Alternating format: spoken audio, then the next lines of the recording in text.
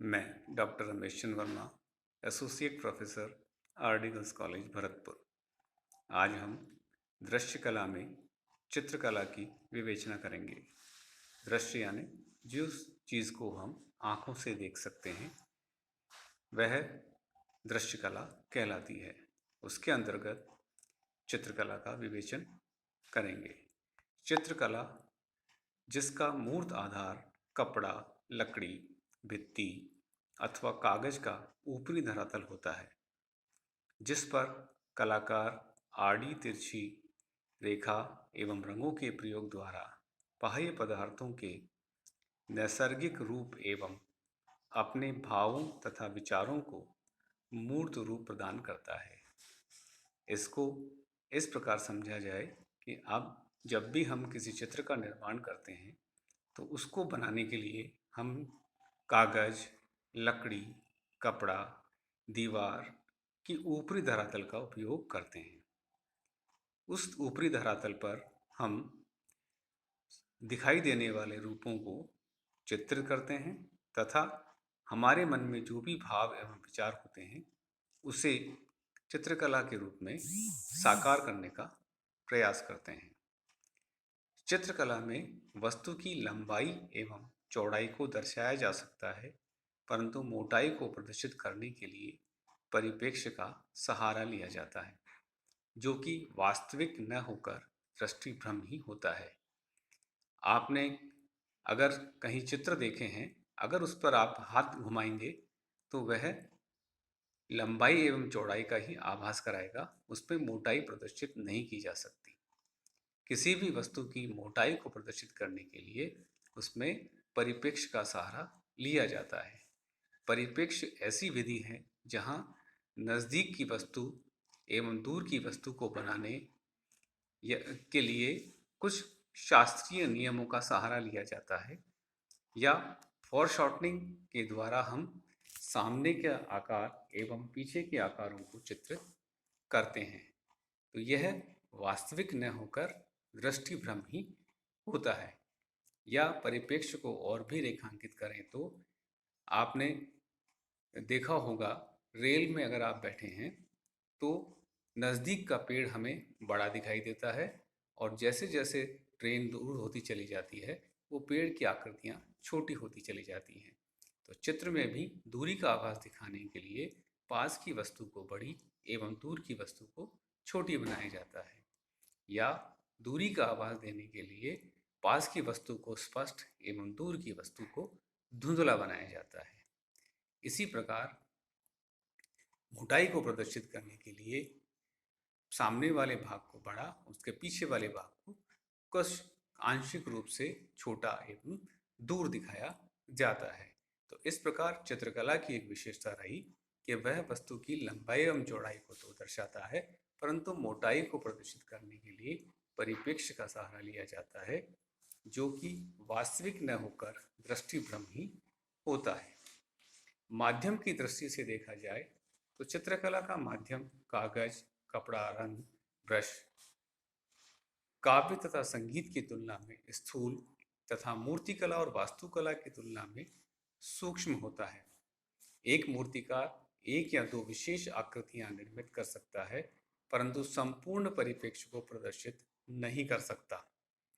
वहीं चित्रकार रेखा और रंगों के प्रयोग इस कुशलता से करता है कि समस्त परिप्रेक्ष्य और पदार्थ की वास्तविक स्थिति, आकृति, वर्ण और मुद्राओं को एक ही धरातल पर ला देता है।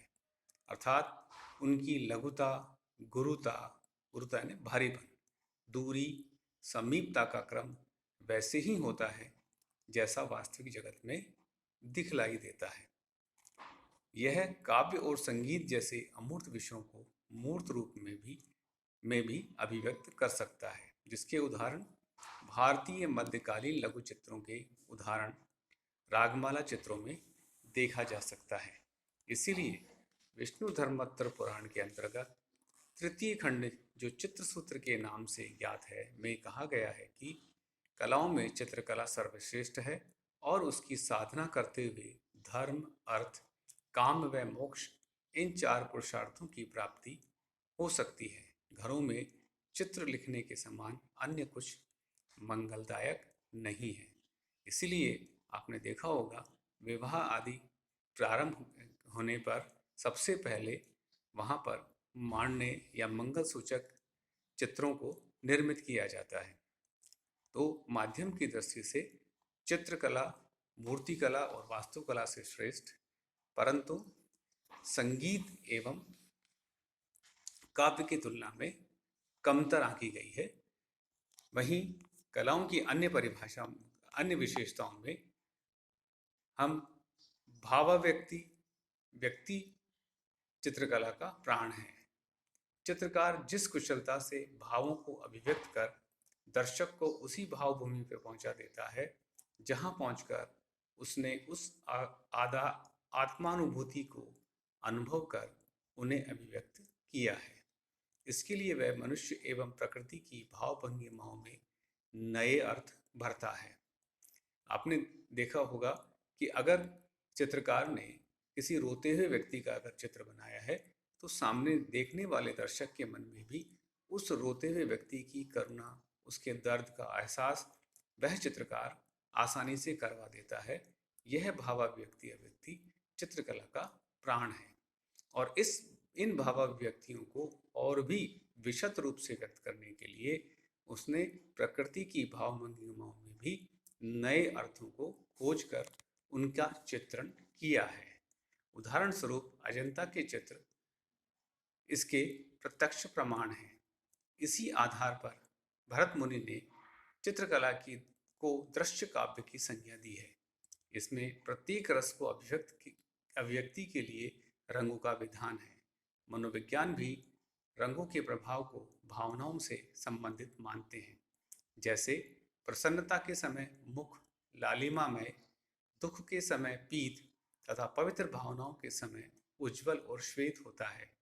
चित्रकार अपने अंतरतम भावों को और सुख दुख, करुणा, दया, शौर्य और दयनीयता आदि सभी को रेखांकन द्वारा सफलतापूर्वक अभिव्यक्त करने की क्षमता रखता है।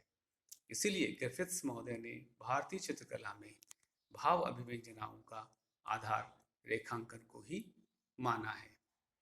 काव्य की तरह चित्रकला में भी मनुष्य की मनःस्थिति, धारणा एवं सामाजिक दृष्टिकोण प्रतिबिंबित होता है। चित्रकला फोटोग्राफी की भांति पदार्थ को यथारूप उपस्थित नहीं करती, वरन चित्रकला में बाह्य पदार्थों का अवतरण चित्रकार के निजी या सामाजिक संस्कारों के भावनात्मक वातावरण में होता है। इसी से चित्र में अंकित पदार्थों का केवल संवेदनात्मक महत्व ही नहीं, भावात्मक महत्व भी रहता है।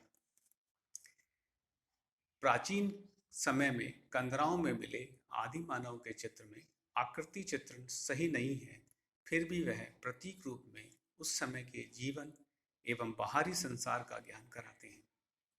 वहीं शास्त्रीय कलाओं में संयोजन नियमों के आधार पर चित्रित किया गया, प्रत्येक आकृति को सही ढंग से बनाया गया, संयोजन में गहराई को प्रदर्शित किया गया। यहाँ रेखांकन और चित्रण एक दूसरे के पूरक हैं। मध्यकालीन चित्रण में दृष्टिगत परंपरा के अनुरूप सपाट चित्रण और संयोजन में निकटता और दूरी का आभास प्रदर्शित किया गया। पुनरुत्थान युग में चित्रकारों ने संयोजन में रंग विधान का सफलतम प्रयोग और छाया प्रकाश द्वारा मुख्य आकृति को बाहर निकालने में सफलता प्राप्त की। रेम्ब्रा के व्यक्ति चित्र इसके उदाहरण हैं। 19वीं सदी में चित्रण और रेखांकन में अंतर स्पष्ट किया गया। रेखांकन से चित्रण का आशय छाया प्रकाश के संबंधों का निरूपण है, जबकि रंगों के द्वारा किया गया चित्रण यथार्थ से संबंधों को प्रदर्शित करता है। 20वीं सदी में चित्रण की मान्यताओं में फोटोग्राफी, सिनेमा, नवीन टेक्नोलॉजी के विकसित होने से परिवर्तन होता रहा। वस्तु की स्मृति में रखकर उससे भी श्रेष्ठ बनाने की पद्धति का विकास किया। यह विशेष पद्धति व्यक्तिगत चेतना मान्यता पर आधारित है। इस प्रकार अगर कोई भी सामान्य व्यक्ति चित्रकला के बारे में आपसे बात करना चाहता है तो आप चित्रकला की विशेषता बताते हुए उसको यह बताने का प्रयास करेंगे कि यह अन्य कलाओं से किस प्रकार श्रेष्ठ है, या चित्रकला में का को बनाने के लिए किन किन वस्तुओं का, किन किन आधारभूत संरचनाओं की हमें आवश्यकता होती है। इस प्रकार से चित्रकला को हम विवेचित कर सकते हैं।